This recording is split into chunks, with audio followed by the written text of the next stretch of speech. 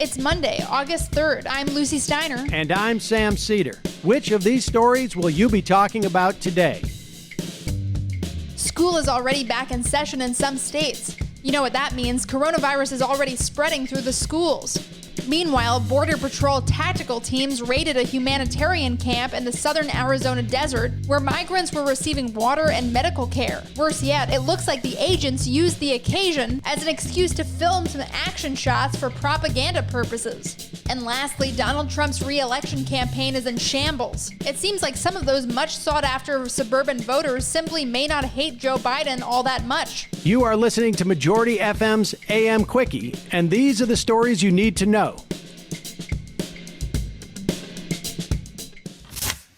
Within hours of opening on the first day of classes last Thursday, officials at Greenfield Central Junior High in Indiana got word from the county health department that one of their students had coronavirus. The student was put in isolation. Then everyone who came into close contact with the student was ordered to quarantine for 14 days. Families with students in the school were given the option of attending classes online, but only 15% opted for online learning. Against the best advice of public health experts, some school districts are beginning to reopen with classes in person, as though there wasn't a pandemic to worry about. According to the Washington Post, at least 4 schools across the country have had a student test positive for the coronavirus during the first week back in session. 3 of the schools are in Indiana and 1's in Mississippi. There are no consistent policies around districts, cities, counties, and states for how to deal with this situation. There is not even one consistent data collection. According to the Mississippi Free Press, school-age children are now the primary drivers of the state's increasing COVID-19 caseload. Experts there fear a pediatric COVID crisis will overwhelm schools and hospitals this fall if schools hold classes in person. In Oregon, over 10% of COVID cases were children younger than 18. The New York Times cited some sobering research from the University of Texas at Austin. They estimate that more than 80% of Americans live in a county where at least one infected person would be expected to show up to school in the first week. The highest risk areas include Miami and Fort Lauderdale, Florida, Nashville, Tennessee, and Las Vegas, Nevada. In Tennessee, officials have decided not to collect data on coronavirus cases and deaths in schools. In Arizona, one school superintendent told the Post that a quarter of his students live with grandparents who are at high risk for COVID complications. The super said, quote, "It's not safe. There's no way it can be safe. If you think anything else, I'm sorry, but it's a fantasy. Kids will get sick or worse. Family members will die. Teachers will die. So why are we getting bullied into opening? Why are they threatening our funding? I keep waiting for someone higher up to take this decision out of my hands and come to their senses. I'm waiting for real leadership, but maybe it's not going to happen," unquote. Customs and Border Patrol's Goon Squad are at it again. This time, instead of engaging in open-ended urban warfare on Black Lives Matter protesters, tactical Border Patrol units have returned to an old favorite, depriving desperate border crossers of water and medical care. On Friday night, Border Patrol raided a humanitarian aid camp in southern Arizona. The camp was set up and operated by No More Deaths, a religious aid group based in Tucson, Arizona. According to The Intercept, camouflaged rifle-toting agents in armored vehicles were backed up by at least 2 helicopters during the raid. Agents zip-tied volunteers' hands behind their backs and reportedly confiscated their cell phones, as well as the organization's medical records. More than 30 undocumented immigrants were receiving treatment at the camp after a long trek through the desert in the middle of a heat wave. All were arrested. It wasn't the first time Border Patrol targeted No More Deaths. The same camp was targeted in a raid 3 years ago. The latest raid came only 2 days after No More Deaths published a set of documents related to the first raid. So it's possible the raid was retaliatory. After seizing volunteers' phones, agents proceeded to film the raids themselves, at times seeking out dramatic angles for filming as their colleagues made arrests. Nobody thinks you're cool, Border Patrol guys. Nobody is ever going to think you're cool. Hey, Majority.fm's AM Quickie is fueled by JustCoffee.coop. Just Coffee is a worker-owned coffee roaster based in Madison, Wisconsin that has sponsored the Majority Report for nearly a decade. Check out their collection of fair trade roasts, including our own Majority Report blend, and regardless of what you order, receive 10% off of your order when you use the code MAJORITY at checkout. All shipping, of course, is free. That's coupon code MAJORITY at justcoffee.coop.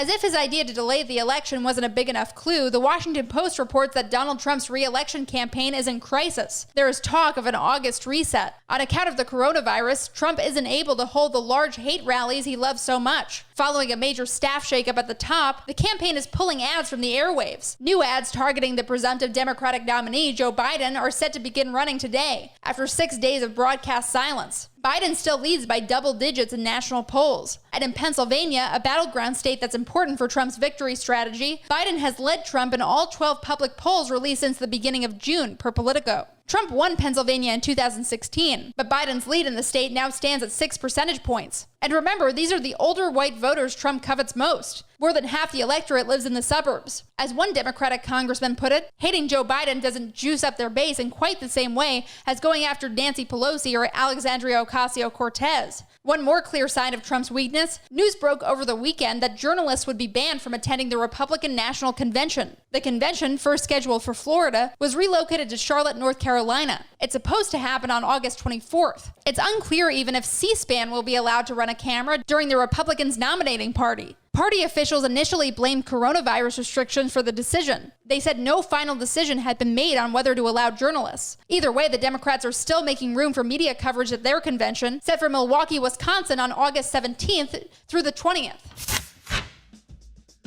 And now, for some quicker quickies. Quicker quickie.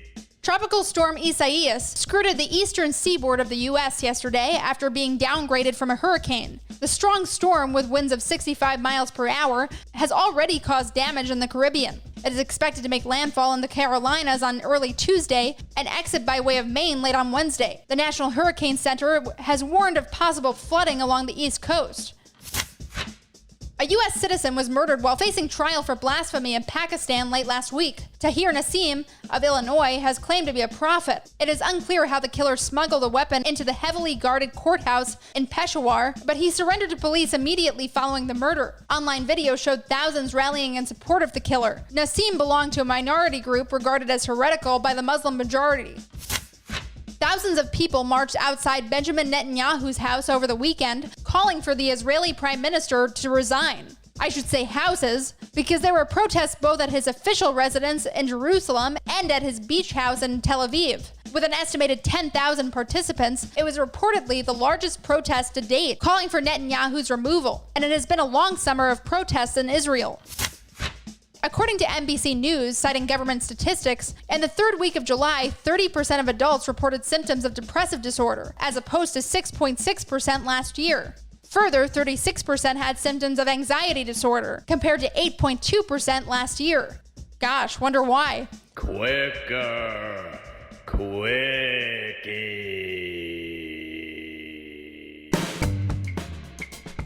That's all for the AM Quickie. Join us this afternoon on the Majority Report.